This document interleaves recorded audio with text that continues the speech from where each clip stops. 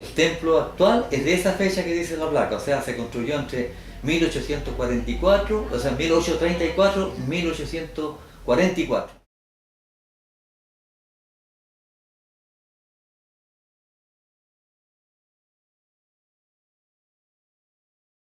A ver, las campanas de la iglesia son bastante antiquísimas. Una de ellas tiene bronce y aleación de oro. Por eso es tan fino el toque. Te puedo decir de que si tú la tocas con un dedo, le pegas con el chirlo que le decimos nosotros, le pegas un chirlito a esa campana y la gente que está acá alrededor de la plaza le escucha el sonido. Imagínate el sonido tan lindo que tiene. Quisieron, años atrás me contaron que se las quisieron llevar para Talca, pero aquí le dijeron no, imposible, no, esa campana no se hizo. Una campana es del año 1830 cuando se hizo esta iglesia y la otra es posterior. Están amarradas con coyunda. Coyunda, los que no saben, son tiras de cuero de animal, hecho como lazo. Eso están amarradas con eso, imposible, ¿no?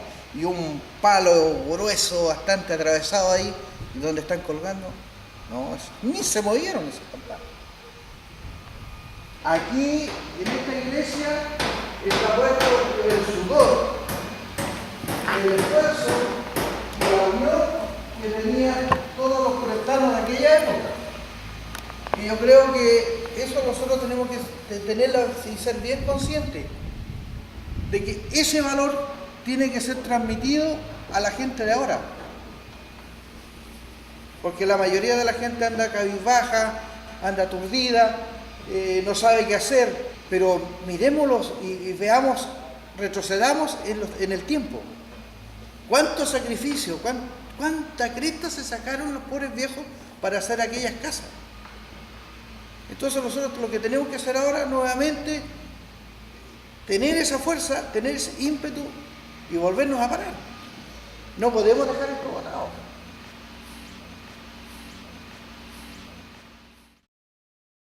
El casco histórico tiene alrededor de más o menos de 200 años aproximadamente, 180 años, partiendo de la casa de los Letelieri, que es muy bonita en la esquina ahí de Chacabuco con O'Higgins, más para O'Higgins, ¿no es cierto?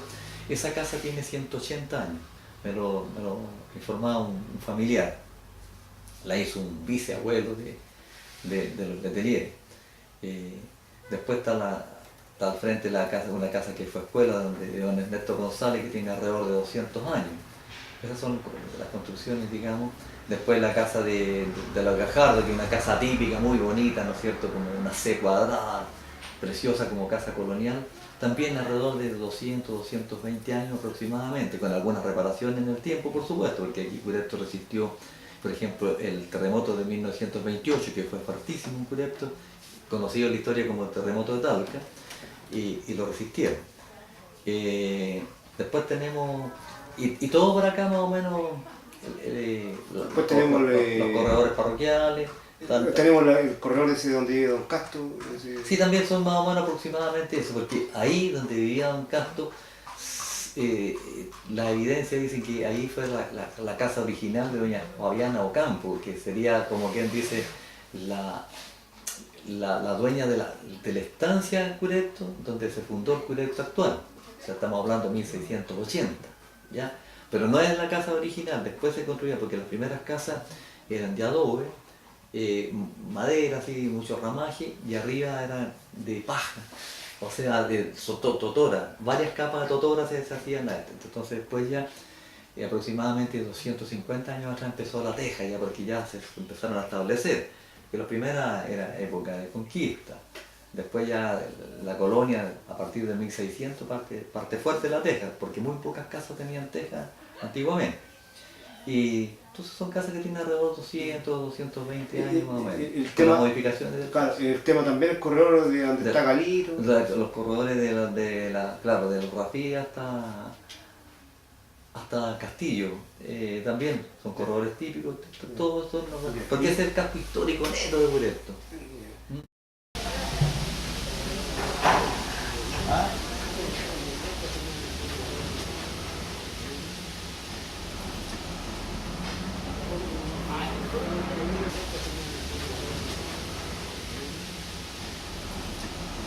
La tradición ya.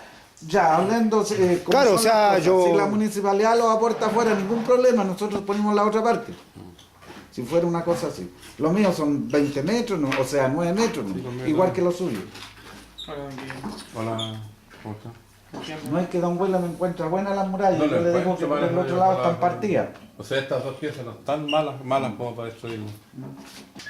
¿Cuál es su idea, don Guille? Mi idea es que si un maestro me dice que se puede restaurar, yo la dejo. Y la arreglo como pueda. Pero lo que está molido, Galito, el estuco, al sacar el estuco, Pero, aquí se cortó. ya, Pero igual mire, se pero puede- mire allí, y empieza. Está todo ya así, el adobe que no aguanta más, nada, Pero mire ahí. eso al echarle un cemento de este brazo de nuevo, no soportará. No. Don Guille, mire, si lo que hay que hacer es esta muralla nueva, Lógico, la de la calle, pero lo otro dejarlo. Cuénteme, señora Berti. que tenía como, estaba más ya claro a querer demoler. ¿Sigue pensando? Sigo pensando lo mismo. Ya. En todo caso, tenga bien claro que nosotros no le estamos diciendo que lo que haya que hacer es reconstruir su casa en adobe.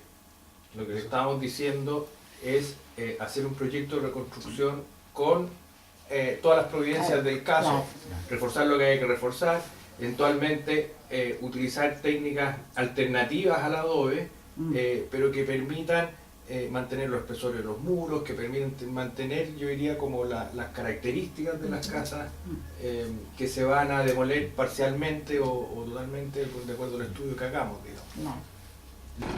Lo que piensan dejar no está en condiciones de dejarlo. No, Esas casas de corredor, como no son patrimonio, Sí. pero eso no tiene arreglo. Ya no. tenemos la iglesia que también se lo fue abajo y caramba que La le vamos a iglesia- echar de menos a toda esta No, parte. la iglesia pues, la van a porque reconstruir. Curepto lo queríamos nosotros que somos criollos acá y todo eso. Y pues es que los duele esa parte ahora. Por Ahora ejemplo, viene. piensan hacer eso, digamos, de un patrimonio nacional. Esa casa les cuesta mucho más después deshacerla que hacerla. Sí, sí, puede ser. Para nosotros también es un acto importante que se vea que esta casa queda con puntales. Porque eso es un ejemplo para el resto de la gente, que en realidad no hay que demoler todo, que todo se puede Reconstruir, o sea, que se restaurar, puede repensar, claro. que se tiene, no se puede seguir con el criterio que están Lo teniendo hasta fundamental ahora. es que también en este momento se han tomado muchas soluciones de emergencia y el problema es que esas soluciones de emergencia comprometen el futuro de lo que se va a hacer. Entonces lo que estamos tratando de hacer nosotros es que la solución de emergencia vaya de la mano con lo que se va a hacer a futuro, que no sea una cosa distinta a la otra. Mucha gente demolió pensando en que iba a pasar algo que todavía no sabe si pasa.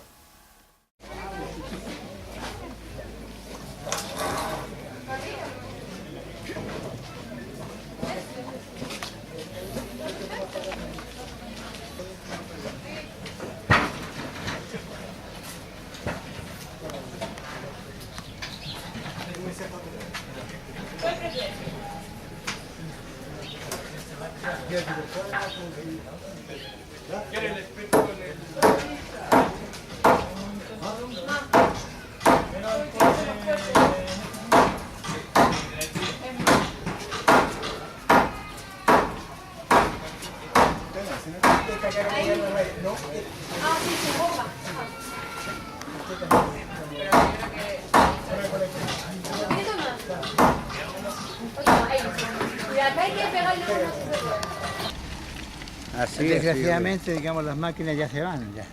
Así es, y en eso andaba yo a ver si me podía conseguir una máquina para Y que, yo también para que me para que- terminen de botar otro pedazo que ahí. me las Saliste echen para botar. abajo y me las saquen toda mi casa, una casa que me No, a mí costó lo que se me botan esas cualquier murallas aquí. No. sacrificio, Cuando todos ven, mis yo digo, años cuando de vengan a ahorro que demoler tenía, eso, porque lo demolerán, se cayeron. tendrán que demolerlo. Todo. Porque las máquinas ya se van. Les queda muy poco por trabajar. Así es. Se va a cumplir el regalo que hicieron, que fue un regalo, pero muy grande.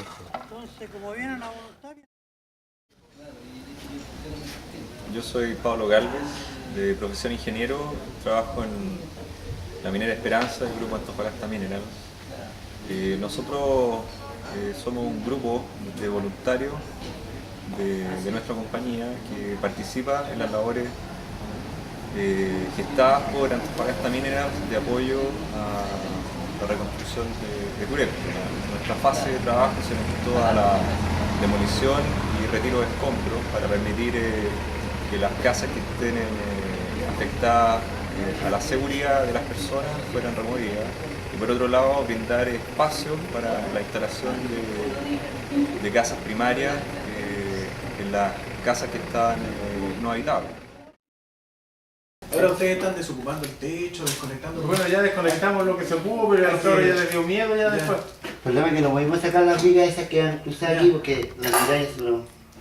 Pero hay que cortarlas entonces porque al tirar todo esto y sacar, claro, yo no voy a empezar a tirar del otro lado y voy a traer quizás la iglesia, por poner un ejemplo exagerado. Pero no importa, pero eso me lo dice usted. Pero cuando estamos ahí haciendo la maniobra, yo no puedo permitir eso. Entonces, lo que sí usted tiene que asegurar es que saquen todas las cosas que ustedes crean que son las que ustedes quieren recuperar y desconectar el edificio de ustedes totalmente de todas las cosas. ¿Qué significa? Agua, luz y techo. De tal manera que si existe una viga que cruza de aquí hacia el otro lado, ustedes tienen que cortarla en algún nivel, digamos. No hay. Y están metidos aquí en el adobe nomás.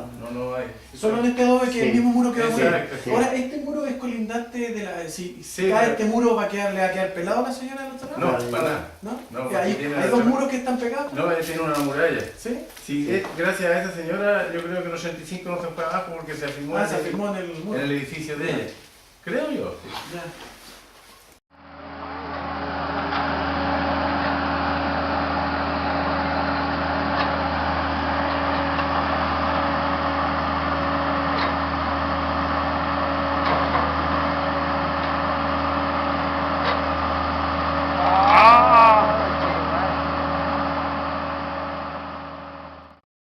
Hubieron casas que eran de pie derecho, que no, eran de adobe botado, parado que se llama, y de pie derecho porque eran con maderos, y esos maderos estaban intactos y lo que se cayó fue el empolvillado y la echaron abajo ellos. Entonces yo creo que esa cuestión no. Debieron ver que esas casas eran de pie derecho, no eran de adobe. Aquí barrieron con la identidad cultural. Allá está la identidad cultural ahora, en un hoyo, rellenando con toda la cultura de Curepto de siglos, están rellenando un terreno. Ahí está la identidad cultural de Curepto donde quedó. Y siguen demoliendo. Estoy de acuerdo yo que las casas que hubiesen sido de adobe, se hubiese derribado, porque hay unas que estaban súper malas. Pero las casas de pie derecho, imposible, viejo. Si sabéis que se hinchaban todavía con la máquina, no las podía echar abajo. Si es una construcción, pero muy buena, el pie derecho. Yo sabéis que ese asunto de que habían demolido la casa de los Catavilcos, tiene historia esa casa, ese caserón tenía historia. No era hecha de adobe así como la iglesia, como las casas aquí de Casto o como los corredores, que así que son de adobe. No, ella era de pie derecho. Y tenía 5 terremotos en el cuerpo y lo que se le cayó fue el empolvillado y algunos adobes que se desprendieron por el asunto de los alambres. Nada más. Pero los maderos estaban intactos, viejo, eran de roble. Y más encima eran espigados. Imposible que se hayan caído. Imagínate, tuvieron un ingeniero verle por la restauración fácil, hay que gastar como 50 millones de pesos. Sale más fácil demoler y hacer una casa de la misma magnitud con la misma madera que se va a sacar buena. Sería lo más adecuado. Pero el punto es que los fondos de reconstrucción están para reconstruir y son fondos en esa proporción, digamos. Claro. O sea, en el fondo, un fondo de reconstrucción es un fondo con ese plus, digamos, para poder hacerlo, y sirve solamente para eso. No es lo mismo que un subsidio habitacional, por ejemplo, que tiene una cierta cantidad que es cerrado. Es limitado, claro. En cambio, esto otro tiene que tener una orgánica distinta, porque va a depender del valor patrimonial, que eso significa un trabajo para nosotros para demostrar que lo tiene, por lo cual también vamos a hacerle entrevista a usted, ojalá conseguir fotografías y tener información histórica de las casas. Para nosotros va a ser importante cuando empecemos a armar la carpeta y los proyectos, porque eso es lo que nos va a permitir en distintos frentes ir pudiendo atacar y fundamentar el proyecto que vamos a presentar.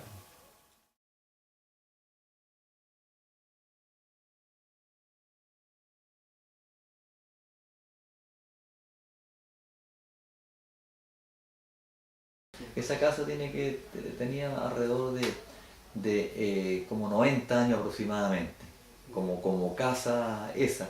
Había una casa, porque resulta que el pueblo no pasaba para acá del estero. El Curepto clásico, más histórico, no pasaba del estero. Eran muy pocas las casas que habían del estero para acá, era como otro barrio en el fondo. Entonces después se fue poblando. Aquí mismo, por ejemplo, había una escuela parroquial antigua que se cambiaron para acá las escuelas, y estas casas tenían alrededor esas casas habrían tenido como 150 años más o menos, pero a raíz del terremoto de 1928 se deshizo y después aparecieron las escuelas de madera que fueron de emergencia y duraron 50 años y estaban impecables porque era de madera buena. De ahí el año 92 se repuso esta escuela, esta del 79 el pabellón que estamos nosotros. Y la otra era del 92 que quedó para la historia, o sea, no se va a caer, pero las pilastras retorcidas, hay grietas que se ve de una sala para otra, en fin. La otra casa que me gustaría si sabe algo usted, esa casa es la que le mencioné al lado de la que antiguamente vivían los capitanes. Era una casa muy bonita porque tenía corredores hacia afuera y tenía una fachada bonita. Era elegante, digamos, para la época. Cuando ocurrió esto de la comisaría, llegaba, siempre el comisario era un capitán. Y un capitán se la dejaba a la otra por la cercanía. La calle en ese tiempo estaba sin pavimentar, ninguna cosa. Y esa casa tiene alrededor más o menos en este momento como 100 años tendría, entre 95 y 100 años, porque era de una tecnología distinta, de pie derecho que se llamaba, con palo, el adobe ya paradito, digamos. De la misma que, más o menos de la misma época de la casa de ahí de la señora Nina, los catapiscos que le dicen, es como, debe ser sí, un poco porque más o menos tiene la misma técnica de construcción. Comparativamente más o menos. Sí. La casa de los barrios, esa fue después del 1928, fue en 1929, donde estaba la farmacia, todo eso.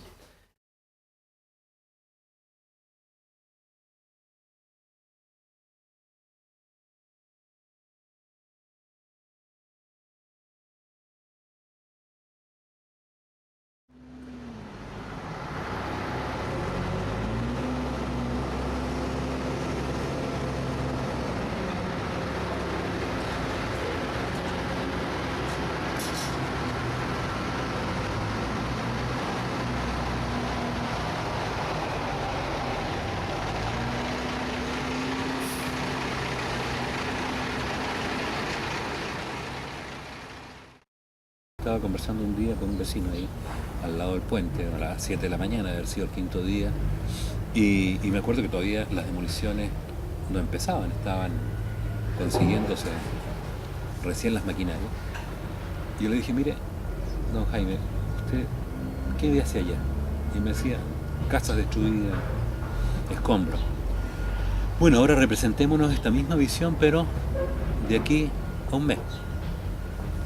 Y empezamos a pensar los dos y la verdad que era una cosa bien dramática, porque al final lo único que veíamos era prácticamente el Banco de Estado, la municipalidad y tal vez uno que otro local comercial construido con hormigón o en base a cemento.